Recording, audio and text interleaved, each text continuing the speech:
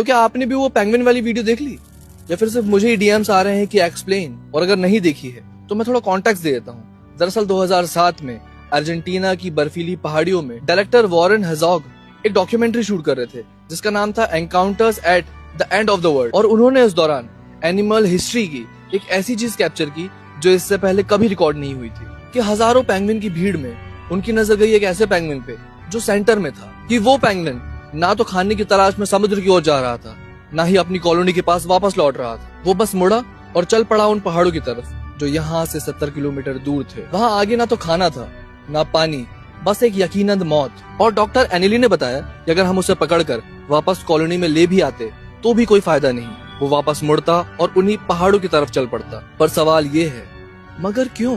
देखो, ये एक ओपन एंडेड क्वेश्चन है, इसके हजारों परम्यूटेशन कॉम्बिनेशन सही आंसर्स हो सकते हैं। मैं साइकोलॉजी से संबंधित हूँ तो मैं उसके अकॉर्डिंग अपना आंसर दूंगा, पर मैं चाहूंगा कि आप लोग भी अपनी राय कमेंट सेक्शन में बताओ कि वो इन पहाड़ों पे जा क्यों रहा था, क्योंकि आपका ओपिनियन भी सही हो सकता है। दरअसल 1920 में सिगमंड फ्रॉइड ने किताब लिखी थी बियॉन्ड द प्लेजर प्रिंसिपल। इस किताब में उन्होंने ह्यूमन बिहेवियर को दो अपोजिट फोर्सेस में डिवाइड किया था। पहली होती है इरोस, द लाइफ इंस्टिंक्ट। ये वो फोर्स होती है जो हमें जिंदा रखती है, रिप्रोडक्शन और सर्वाइवल के लिए पुश करती है। और दूसरी होती है थैनाटोस, द डेथ ड्राइव। और ये दूसरी फोर्स ज्यादा डेंजरस है। फ्रॉइड कहते हैं कि life is full of tension, और थैनाटोस फोर्स का मतलब है उस टेंशन को खत्म कर कंप्लीट साइलेंस में वापस लौट जाना। पर आपको पता है, फ्लॉइड ने ये थ्योरी हमें डराने के लिए नहीं, हमें जगाने के लिए दी थी।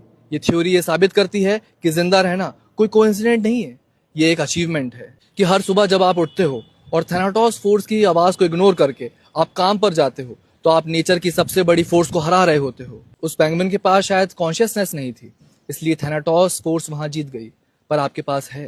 लाइफ मुश्किल है, 100% सही, बट वो स्ट्रगल्स ही एक ऐसी चीज है जो आपकी लाइफ को और रोमांचक और खूबसूरत बनाने की हैसियत रखते हैं। तो उस साइलेंस को मत चुनो, उस शोर को चुनो, उस लाइफ को चुनो।